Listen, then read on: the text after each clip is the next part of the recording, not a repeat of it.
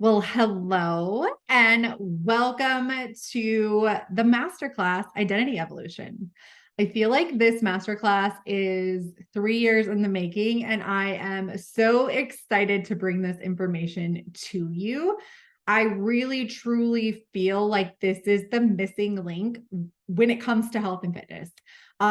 It's definitely the missing link when it comes to a lot of things, but really, I have been in the health and fitness space for so many years. And the reason I stepped away is because I just felt like there was something that was missing. And what I'm going to teach you today is what I truly believe is missing in this space and is going to make such a difference in so many people's life. So, first off, I just want to say congratulations for investing your time and energy into this masterclass. I know how hard it can be to commit to something. And even though this is just like a 60-minute class, it will be powerful. And I want you to give yourself some credit for being here and taking the time out of your day to listen to this and really take everything in. So one thing that you're going to experience through this masterclass is that being your own hype woman is half of the battle when it comes to achieving your health and fitness goals. I want you just to remember that from the start, okay? So if you don't know who I am, hi, my name is Ashley Beeman. I am a trainer of NLP, which is neuro-linguistic programming, which is basically the study of communication and the subconscious mind. We are going to learn a lot about the subconscious mind today, and we're going to get to that. But I'm also a certified personal trainer and soon to be certified nutrition coach. A little bit about my story. I've been sharing my story a lot across all social media platforms right now, and I did do an in-depth podcast episode on my story, but I'm going to dive into it a little bit here today. If you want to hear the more in-depth version, go over to my podcast. Right now, it's the Confident Content Coach podcast. It will be changing to the Ashley Beeman Show in January. So if you're listening to this at a later date, either one of those, or just shoot me a message, I can send you the podcast episode and you can listen to that. But I highly suggest listening to that episode because I really go into the nitty-gritty details of this story. I don't want to do that today because I really want to dive into the subconscious mind, making identity level shifts, and how you can do this also. So I have always been interested in health and fitness ever since high school. In fact, at one point, I went to college for exercise science and I was a personal trainer in a gym, which was kind of a joke, to be honest with you, because it was more of a sales position than a personal training position. But long story short, I never actually moved forward with either of those. I ended up not graduating from college. I have 122 college credits that don't add up to anything just because I always was changing my mind on what I wanted to do. And I kind of just set that passion aside. Fast forward to 2011, I had my first baby. I had my first son, and I was super excited to be a new mom. But crazy enough, I didn't actually prepare like my mindset for what was going to happen to my body. Like we prepare for the baby to come, we read all of the books, we buy all of the things, but I just wasn't thinking like your body is going to be completely different after this experience. And when I stood in front of the mirror after having my son, it was like the best day of my life and the worst day of my life all at one time. Like I didn't even realize how much this was going to affect me, but the way that my body looked really did affect me. And I was desperate to get my body back. Like I was willing to do anything in order to get my body back. This was the beginning of a long ride on the diet culture roller coaster. I'm sure if you're listening to this masterclass, you've probably been a part of the diet culture roller coaster before, and it's not a fun one to be on. And this is why I am stepping back into the wellness space, because I want to get people off of that roller coaster ride, and I want them to get on a road to sustainable, healthy habits. So I was on this roller coaster ride for about 8 years. I dove deep in and hard. I thought that if I changed my body, everything else in my life was going to be better. I was convinced that I was going to make more money. I was going to be a better mom. I would have a better marriage, and I was willing to do anything to get there. I even signed up to be a health and fitness coach with an MLM company because I convinced myself that this was the only way that I was going to be accountable to my own results. I didn't really trust myself at the time either. I tried fad diets, diet pills, and even at one point I was addicted to Adderall because I thought that was going to be like the magic thing that was going to help me to sustain my results. I just didn't believe that I could ever, like I could achieve the results and sustain them. That was something that was just a belief that I had. I was like, well, I could lose the weight, but I always gained it back. And so I was always looking for that next thing to help me sustain the results. I didn't believe that I could actually do it without something from the outside. But no matter what I did, I felt like nothing was working. And I would lose the weight only to gain it back over and over and over again. To say I was frustrated is a total understatement. By the end of 2018, I remember it was like Christmas Day, and we were at my parents' house, and a really close friend of mine was there. And I remember drinking a glass of wine and just crying to her. I just want to be free. I am so tired of chasing the next transformation. I am so tired of making myself feel like I am wrong because I cannot sustain these results, because what I'm doing isn't working. Like, I kept thinking that something was wrong with me. I would try these diets, I would try these supplements, I would try these diet pills, and everything was saying that that was going to be the answer. But what would happen is I would lose the weight, and then I would gain it back, and then I would beat myself up. I would tell myself that there's something wrong with me. Why can't I keep this weight off? And I was just being so mean to myself. I just wanted to be free. I wanted to stop hating my body. I wanted to stop chasing the weight loss. And I never believed that I could maintain it. I wanted to peel back the layers and not only learn to love who I was at my core, but also show the world who I was at my core. And that was the beginning of another journey. So through my late night searching of some kind of hope, I don't know if you've ever done this, but you're just like searching on the internet for somebody that's like you, that maybe is like a couple steps ahead of you. And you're like, okay, if I could find somebody who has made it through this transition and they can show me that their life is okay and that they didn't die and all of the things didn't happen, that's going to give me some hope in order for me to move along my journey. And while I was scrolling, looking like hope scrolling, I should rename that, hope scrolling, I found the body positivity and anti-diet movement. And I thought, holy shit, this is it. I ordered the book, the Fuck It Diet. I ordered, I don't think Anti-Diet was out yet, but I eventually read the book Anti-Diet. I deep dive into podcasts. I followed all the people in the body positivity movement and the anti-diet movement, and I was all in.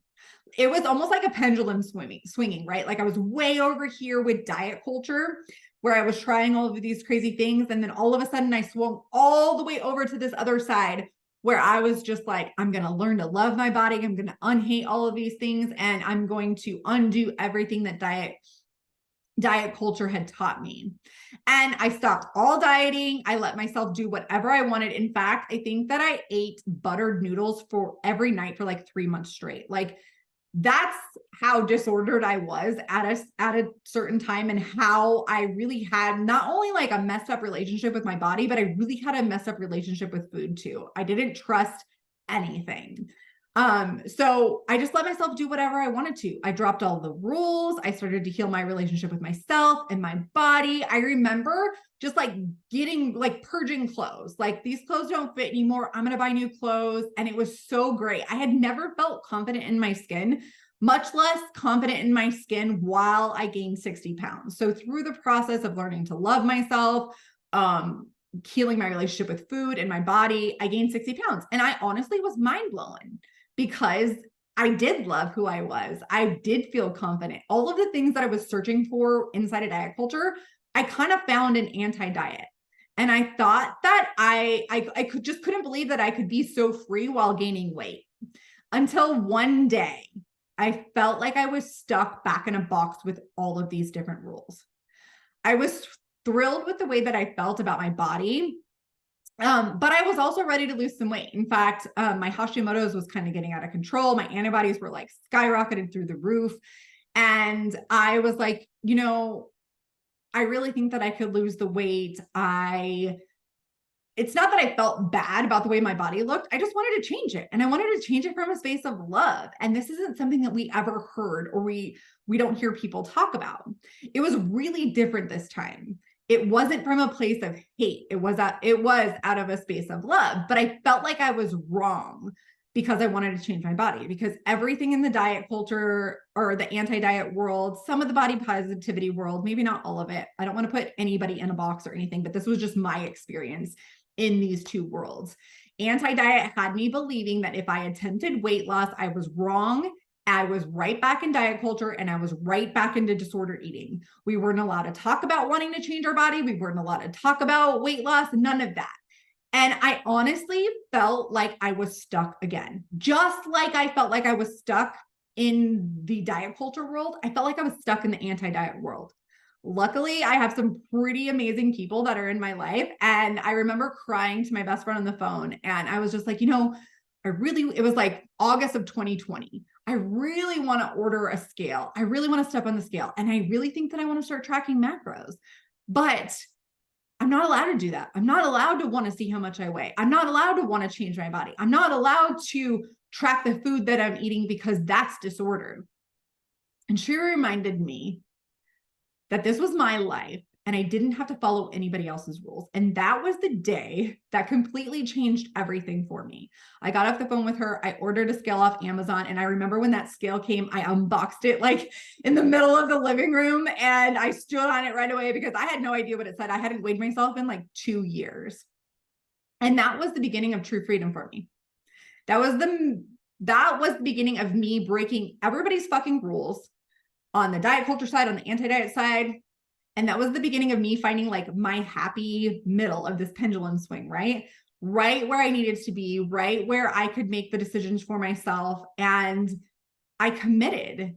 I didn't tell anybody I was doing this. I had moved out of health and fitness coaching at that time. I had pivoted my business to life, or I had pivoted to life and business coaching. And I decided that I was going to do this the healthiest way possible for me and that I would commit to an entire year. This is about the time that I started to get trained in neuro-linguistic programming and NLP. I've been through like over, I think it's like 400 or 500 hours of training through this. And so like the decision to do things for myself and then also learning about the subconscious mind was a complete game changer. That year, so I committed to an entire year. That year, I lost 25 pounds. I quit drinking and I made a complete identity shift. When that 365 days was up, I was like, okay, look at, you did this. Like, obviously there's people who lose 25 pounds in a way shorter amount of time. But for me, I was like, hell yeah, let's keep going. Never once did I hate my body through this process. Never once was I beating myself up. It always came from a space of love.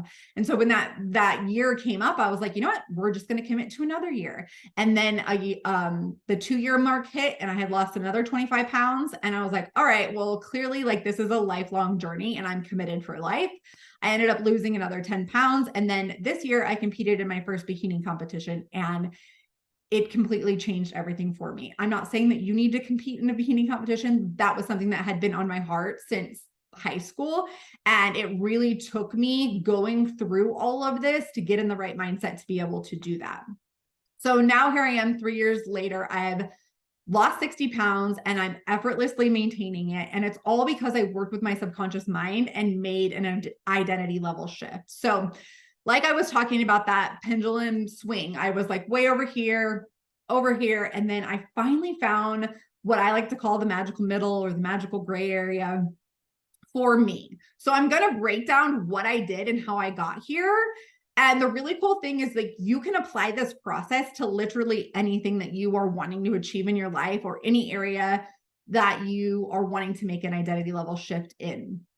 So of course, if you have any questions, make sure you pop them in the chat. I will definitely answer them. Let me make sure. Okay. Yeah. I will definitely answer them or send me a message later if you're listening to the replay of this. If you have any kind of questions, I'm here to answer all of those for you. So first, I want to teach you a little bit about the subconscious mind. If you already know about the subconscious mind, then you know that repetition is key and hearing things presented in different ways is really helpful for your subconscious mind. This is one of my favorite subjects because working with your subconscious mind is one of the most powerful things that you can do. And it really makes change effortless. I don't know if you've ever tried to just like change your habits and you're like, okay, I'm going to use all of the willpower in the world to change this habit. And then you go for like a week or two and then you self-sabotage. Well, that's because your subconscious mind is wired a certain way, and we have to really work to rewire that. And I'm gonna teach you how to do that today. But our subconscious mind runs 90, I think it's like 99.996% of everything that we do. A lot of things that we do are subconscious, not a lot of things that we do are conscious. And we have trained our subconscious mind to run the way that it does. We take in 2.3 million bits of information at a time. And basically, our subconscious mind is what it takes in the information, it deletes it, it distorts it, it generalizes the information, and it goes through a filter. And this is how our reality is created. So we can't like consciously take in that much information, but our subconscious mind can do that for us. We have trained our subconscious mind to run the way that it has. And the good news is we can change it to run a different way. Our subconscious mind is like a servant. It wants to work for us. And so when we want to make an identity level shift, we have to retrain the way that it runs. A lot of times our subconscious mind is running off of patterns that were taught to us from the age of 0 to 7. And so a lot of things that we unconsciously do were formed during that time of our life, but that doesn't mean that we have to stay stuck there. We can definitely change that. I want to give you the rundown of the jobs of the subconscious mind, and then we'll step into the 10 steps of making an identity level shift. So the jobs of the subconscious mind are to preserve the body.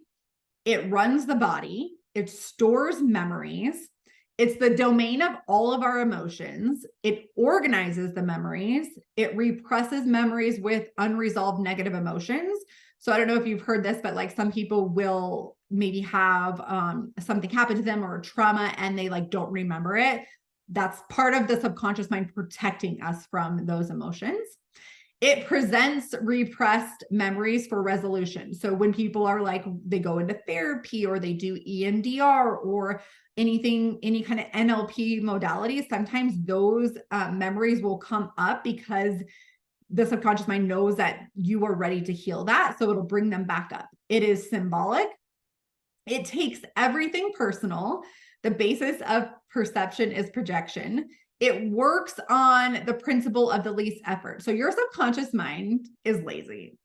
And if you tell your subconscious mind something, it's going to find that answer for you. And a couple examples of this are maybe there's like a question. You're like, why is this happening? Or what is the answer? Or how can I make this change? And maybe you've journaled about it, or maybe you've prayed to God about it, or maybe it's just been something that you've asked over and over. Well, when you ask a question out loud or you write it down on a piece of paper, your subconscious mind is like, I need to find that answer. I need to find that answer. So maybe you asked the question like a couple days ago and you're driving down the road and all of a sudden you feel like you just like got a slap by God or whoever your higher powers or who you believe in. I call it God, like God slaps, right? You're like, boom, there's the answer. And you're like, I wasn't even thinking about that. How did that answer come to me?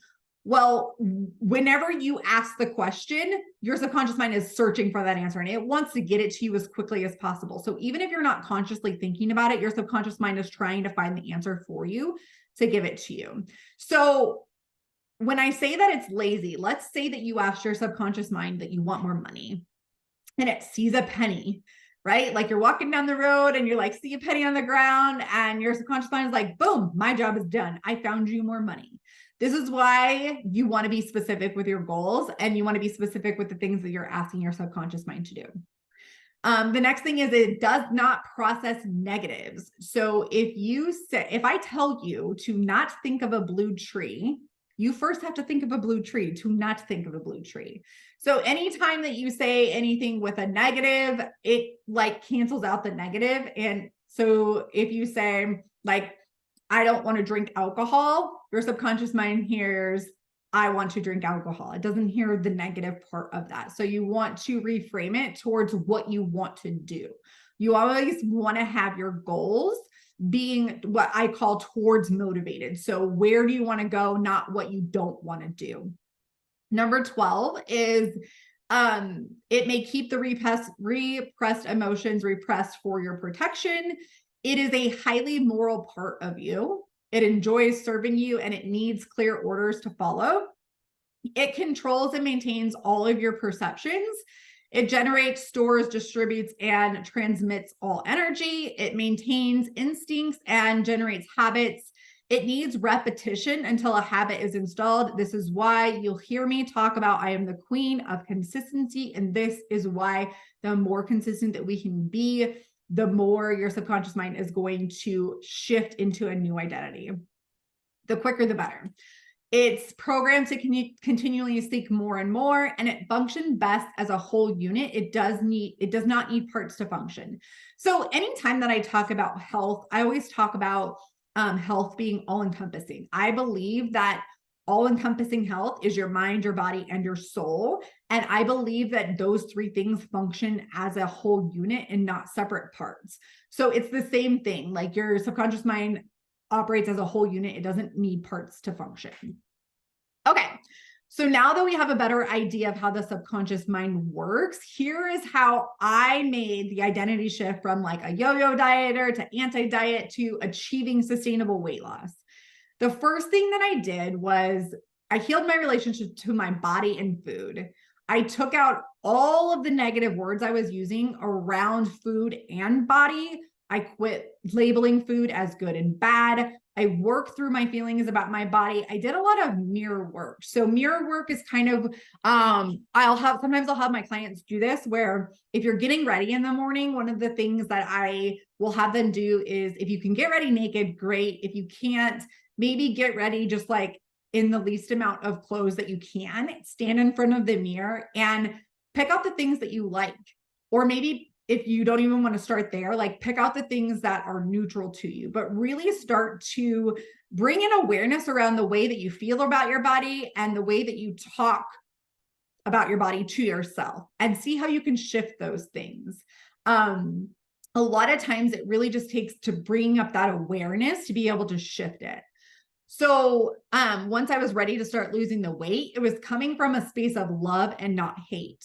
You cannot hate your way to change. You cannot guilt or shame your way to change. If you've ever tried to do that, that's like using willpower, and eventually willpower will just like fade away and you won't have it anymore. There's a time and a space for willpower for sure. But it's not a superpower. Willpower is not. Self-awareness is your superpower. And being able to shift your emotions. Emotions are not bad either. So maybe there are some feelings about your body that you have yet to feel, and you really need to sit with those feelings and kind of have a conversation. These are things that I dive deep in with my clients in certain programs, but maybe you need to do that at first. So what really needed to happen is I had to figure out what needed to be healed. So for you, what needs to be healed with you in order for you to move from a space of love and not hate? Maybe you aren't quite ready to jump into a weight loss phase yet. There are different phases when it comes to your health and fitness plan, but maybe you just want to start creating some new habits. And so that's okay too. You're not always meant to be, I wasn't planning on talking about this right here, but I feel like it's really important. So when you're looking at different phases as far as health and fitness goes, a lot of people get stuck in a weight loss phase. You're not meant to live in a weight loss phase forever. And a weight loss phase is not meant to be a lifestyle. I know that it is marketed all over the fucking place that a weight loss phase is a lifestyle, but it's not. And you're not meant to stay there for a long time. So there's a weight loss phase, there's a maintenance phase, there is a building phase, a lifestyle phase, all of these different kind of phases. And you're gonna move in and out of them throughout your entire journey, just depending on what. And yeah, eventually maybe you get to a lifestyle phase where you don't ever want to go back to a weight loss phase, and you don't have to do that, just depending on what your goals are and things. But you don't always have to start with the weight loss phase. In fact, if you just want to start on creating some healthy habits, that's a really, really great place to start, so that you can heal those things that you need to heal in order to move into a weight loss phase from a space of love and not from a space of hate. Awareness is the catalyst that heals all. So bringing up what you need to heal is the first step to moving forward. The second thing that I did is I set up realistic expectations. I knew I wanted to lose weight, and I knew I wanted to lose about 50 pounds, but I did not put a timeline on that goal. I just set it and I like kind of forgot it. I was like, all right, there's the goal. I'm going to set it and I'm going to leave it there. I'm going to focus on creating the habits. I'm going to focus on creating the identity level shift. I'm going to focus on believing that I can lose this weight and I can maintain it. So instead of that, I focused on committing to myself for a year and showing up for myself consistently. This did not mean that I was perfect 100% of the time. But what it meant is I never gave up. If I had a quote unquote day where I wasn't on plan, or a week, or sometimes maybe it was even longer than a week, I just picked myself back up and moved on. I reminded myself that we committed for a year and we're going to pick ourselves back up and we're going to move on. There was no starting over. It was just moving on. Once I hit a year, I committed to another year, and the habits and the shifts simply kept stacking and creating that identity level shift. So are you willing to commit to the long term? If there's a lack of commitment there, then maybe this really isn't the goal that you want to achieve. And I say that like from the most loving space, but a lot of times what happens is people will start to set goals that they don't actually want. So, for instance, a lot of people saw that I did a bikini competition, and a lot of people came to me and they're like, I want to do a bikini competition. And my question to them is like, do you really want to do that? Or do you just think that this is going to be the fix to your like body image issues and like losing weight and all those things? Because if that's the case, then don't do the bikini competition, because that's just going to mess you up even more. So I remember one time that I was following a girl who was like completely ripped, and I was like, I want her body. I want her body.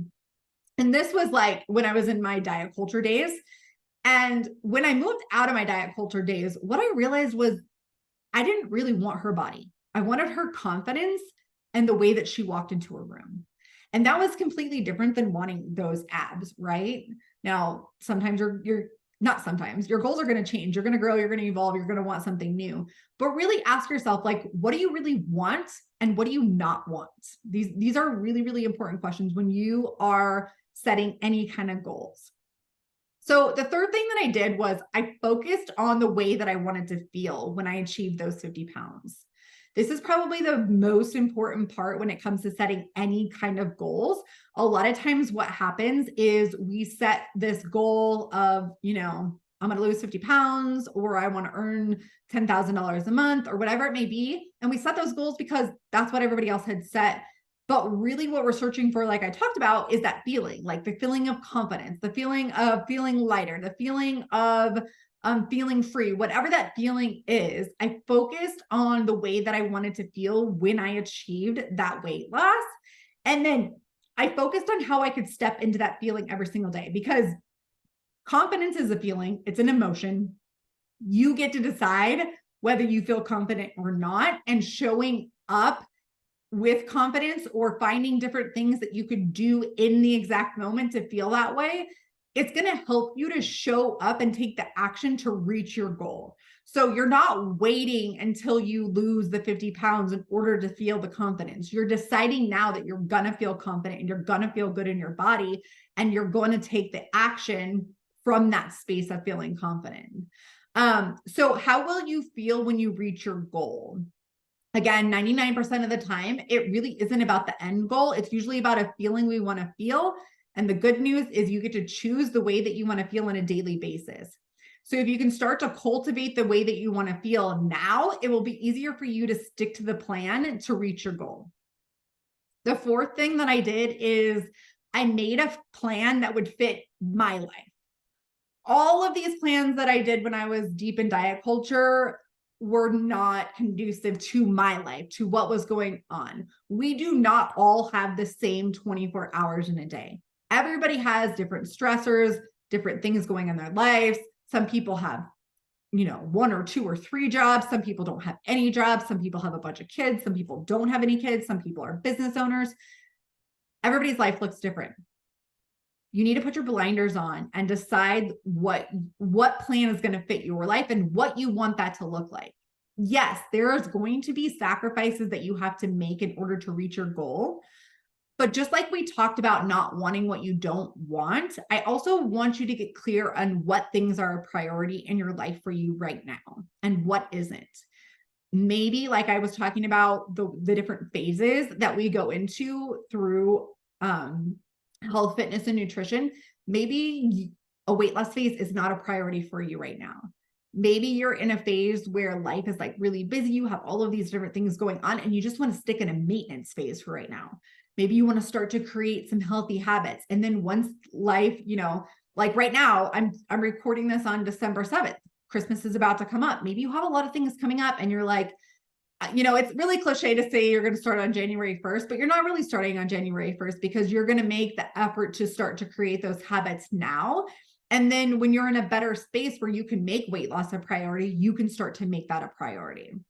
So there were times, like I said, there were times in my journey where I wasn't in a weight loss phase, wasn't a priority. So I would shift to a maintenance phase and then I would go back to a weight loss phase. This doesn't mean that I stopped showing up for myself. It simply means that I wasn't focused on weight loss. We aren't meant to be in a weight loss phase forever. And lifestyles. Oh, I already said that. Okay. I'm reading my notes, but I get ahead of myself. And, for instance, right now I am in an intuitive eating phase. So I'm not even like tracking anything. There are different phases that you're going to go in and out of when you're going through this. And it just depends on where you are in your journey, what your goals are, and what's going on in your life. So make a plan that's going to fit your life. The fifth thing that I did was I consistently showed up for myself over and over again. And I know I sound like a broken freaking record saying this, but I want to really drill this in. Consistency does not mean showing up perfectly 100% of the time. Consistency is showing up more often than not for you in your life and the way that you want to do things. So many people will tell me that they're not like a consistent person, and that's just not true. As human beings, we are definitely consistent. We just might not be consistent at the things that we wanted to be consistent at. For instance, I used to be consistent at not getting up when my alarm clock went off. I used to be consistent at drinking a bottle of wine every single night. And when I realized that I was a consistent person, I could shift my habits to the things that were going to help me get to where I wanted to go. Then I could use that power of consistency over here instead of drinking a bottle of wine a night, going to bed early and waking up when my alarm clock went off. Those are just like some simple examples. So give yourself some credit and know that you are a consistent human, and you may just have to shift what you're being consistent with. The sixth thing that I did is I used multiple ways of tracking my progress.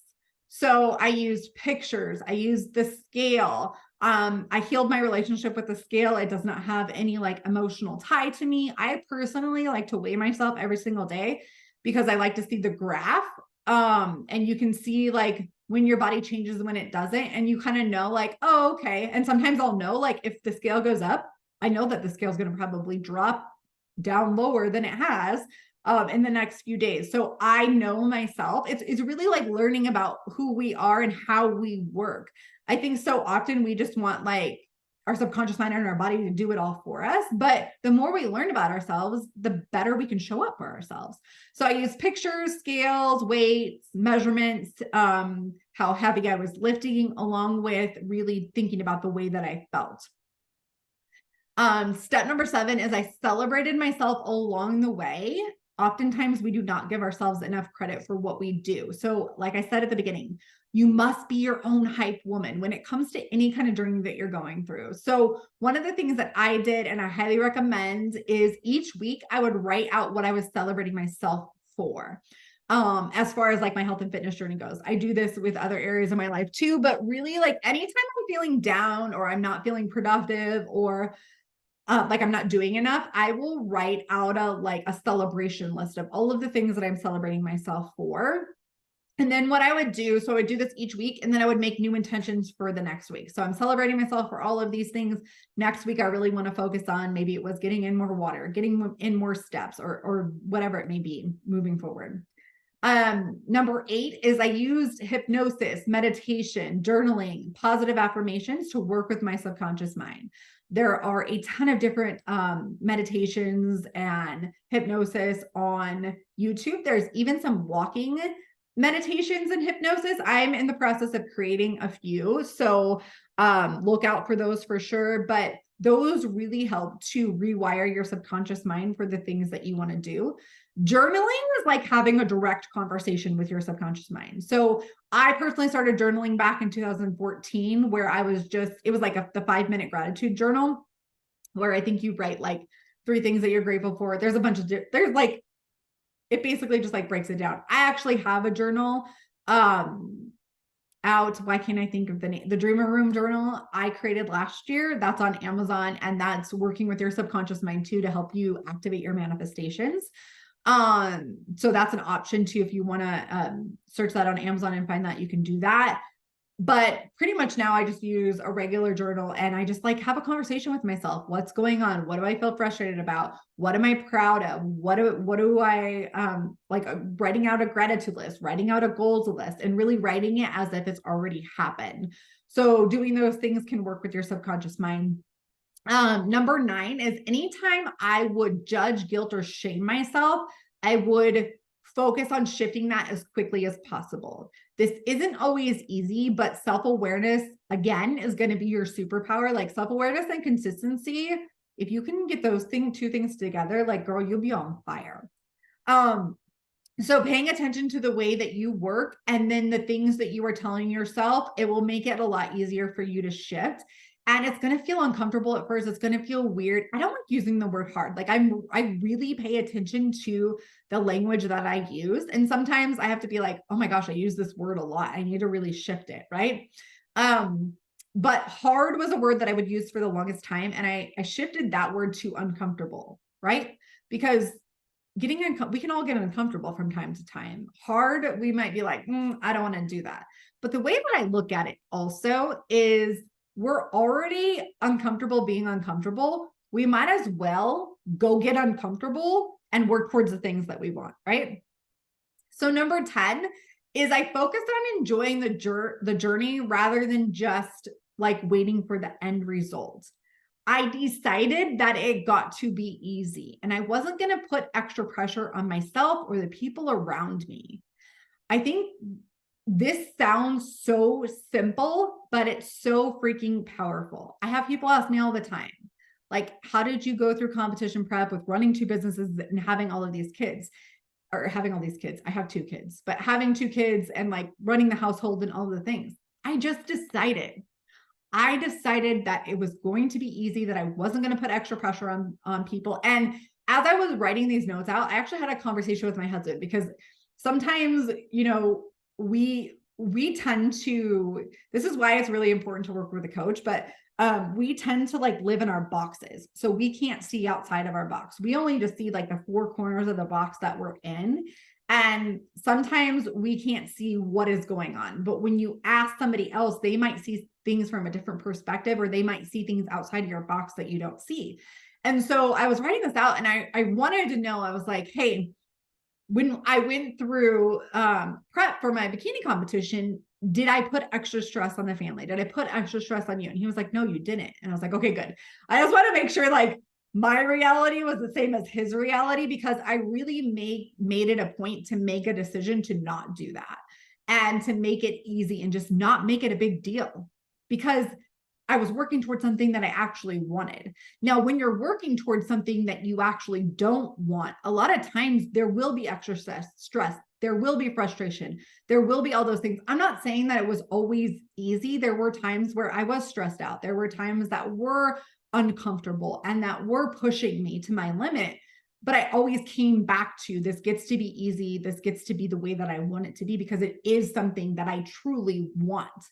A lot of times I will see people work towards goals that they don't want. They feel like they're banging their head against the wall. They feel frustrated as fuck, all of these things. And when we get to the root of it, it's like, that's not what they actually wanted. They wanted something else. So that was a little bit of a tangent, but it's really important to want what you want, not what anybody else wants. The reason I named my journal the Dreamer Room Journal is because I talk about stepping into the dreamer room, like putting everybody else aside.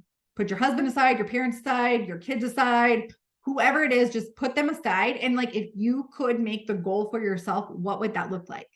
What would that look like? What would that feel like? What would your life look like? What do your daily habits look like? What are you willing to sacrifice? What are you not willing to sacrifice? Those are all things that you should be doing as you're setting your goals. Okay. So those are the 10 steps that I did to make an identity level shift. And I'm sure you're like, okay, Ashley, but what did you actually do? So I'm going to tell you, but again, there are a million different ways for you to be successful and for you to reach your goals. All of these different strategies and ways work. It just, again, dependent on you and your life and what you want to achieve and how you want your life to look. So of course, when you work with me, like in a one-on-one capacity or in my Worthy Woman experience, which I'm going to talk about in a second, we create a customized plan for you and where you're at and what your goals are.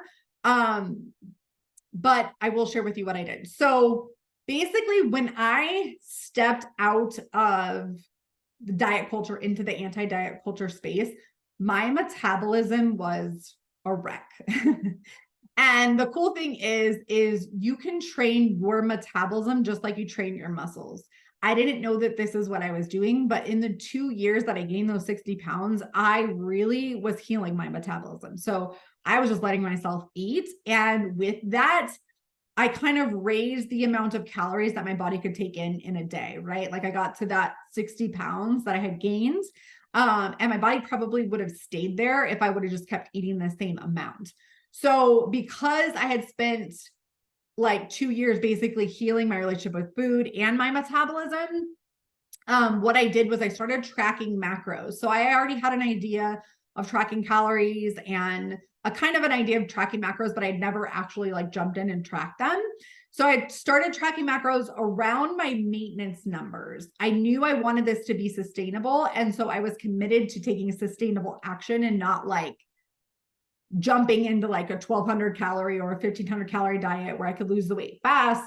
But I knew that wouldn't work because it didn't ever work for me in the past. So I definitely knew I was going to do this different. So I started tracking around maintenance calories. I lifted weights like 4 to 5 days a week, just depending. And then months into my journey, I started to add in daily walks, heavy lifting and walking, plus maybe riding my spin bike a few times here and there is really all I did. Tracking macros, lifting weights, and walking. Those were the 3 things that I like took action on that I did. Of course, my macros changed. Like sometimes, again, like I talked about before, I would dive into a weight loss phase, so my macros would come down a little bit. But to lose those 50 pounds, I never ate under 1,700 calories. And this is what allowed me to be consistent over the long term. When we shrink our calories so low to like, let's say like 1,200 calories, first of all, you're not meant to stay there for a long time. And a lot of people will try to stay there for a really long time. And what happens is you're probably really quote unquote good through the week. Like you're hitting your calorie range and then the weekend comes and you're just freaking starving. And so you're just going to eat whatever and you're going to go crazy. When you get your calorie range up to where you don't feel that way, you feel satisfied, you can have the food that you want. Nothing is good or bad. You tend to be able to be more consistent for a longer period of time. And that's when you start to see the snowball effect where you're going to start to see the results. And so staying consistent more often than not is really what got me to my desired results. And I guess my phone is telling me that that's enough. But those are the steps that I took to do that and to get there. And this is also what I help my clients do.